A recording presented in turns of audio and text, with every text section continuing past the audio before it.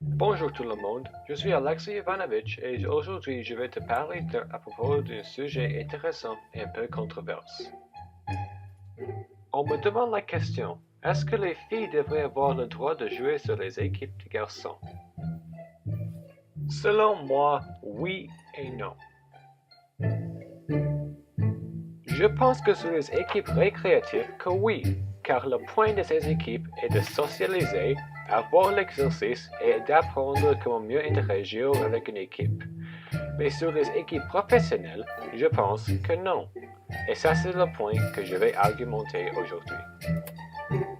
Mais avant que je présente mes arguments, j'ai besoin de vous dire les contre-arguments. En premier, si les athlètes femelles sont capables de passer les mêmes tests physiques que les hommes, alors pourquoi les séparer? Ma réponse, c'est parce que les deux sexes auront des différents avantages injustes à cause de leur sexe. Voici les exemples. En premier, les hommes sont plus lourds et plus hauts que les femmes. En moyenne, un homme sera 20 kg plus lourd et 10 cm plus haut qu'une femme. Aussi, les hommes sont à peu près 30% plus forts que les femmes, notamment dans la haut du corps, ce qui est un avantage dans les sports de contact comme le football américain. De plus, les hommes ont les cœurs et les poumons plus efficaces que ceux des femmes, avec les poumons qui ont une capacité de 30% plus que chez les femmes, ce qui leur donne un avantage dans les sports aquatiques ou aérobiques. Finalement, les athlètes mâles ont un rapport plus élevé de la masse musculaire comparé au poids.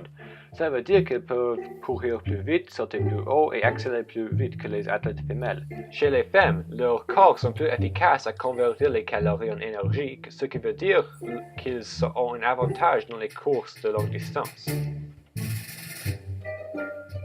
Finalement, les joints des femmes sont plus flexibles que chez les hommes, qui les donnent un avantage dans les sports comme les gymnastiques. Alors, à cause de les différences physiologiques entre les sexes, dans presque tous les sports, un sexe aura un avantage injuste sur l'autre.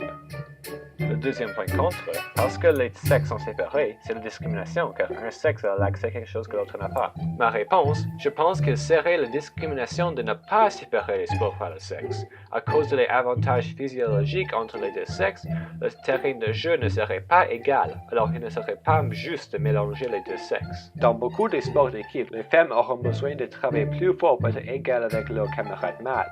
Ils commenceront en avant de les femmes physiquement, alors il n'y a pas de l'opportunité égale entre les deux sexes, ce qui est le point principal de l'égalité. Troisième point contre. Si le point des sports professionnels est de trouver le meilleur joueur, pourquoi séparer les sexes et peut-être manquer le meilleur joueur femelle? À ça, mon point ici est relié au deuxième point.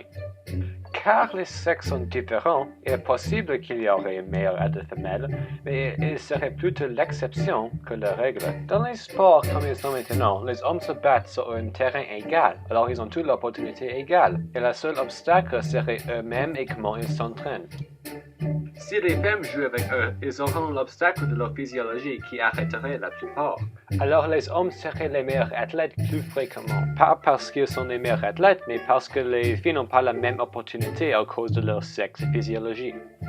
Ceci est contre l'idée de l'égalité, car l'idée principale de l'égalité est que tout le monde a la même opportunité de devenir le meilleur, ce qui n'est pas le cas.